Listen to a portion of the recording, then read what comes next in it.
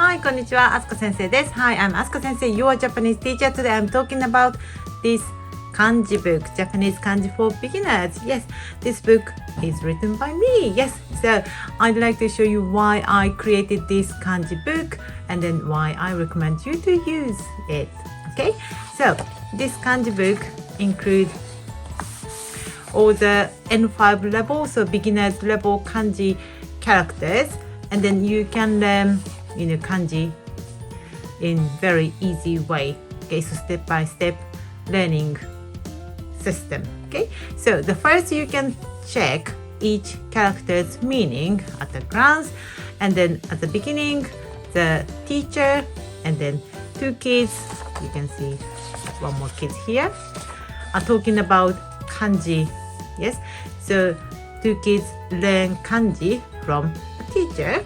Yes, so it may be helpful for you to enrich your kanji knowledge and the kind of background of each kanji character or kanji words. Okay, and then of course you have kanji writing practice, and then this part, each kanji character shows kanji words using this kanji letter character, but it develop gradually, and then you learn only the kanji word you have already learned in this book. So at the beginning it's very simple, but later it's more lots of words included in this section.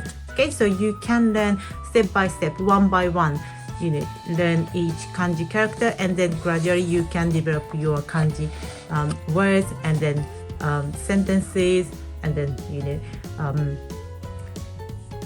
meaning. Yes.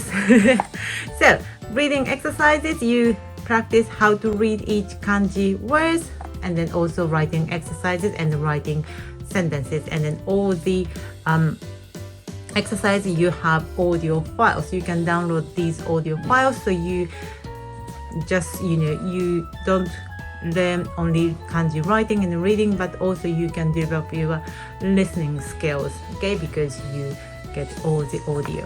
Okay, and then there are some interesting facts related to kanji. There are 10 types of kanji strokes, and then in the later page, now you can see you have more kanji words in each character because you've already learned lots of kanji characters, so you can develop more kanji vocabulary. So that's why you learn more kanji words you can create using all the kanji you've learned. And there's so many reading and then writing exercises, and then at the end of the book you can see review exercises. This is a kind of review, but also this is the same style of JLPT kanji section, so it's a good exercise to prepare for your JLPT learning.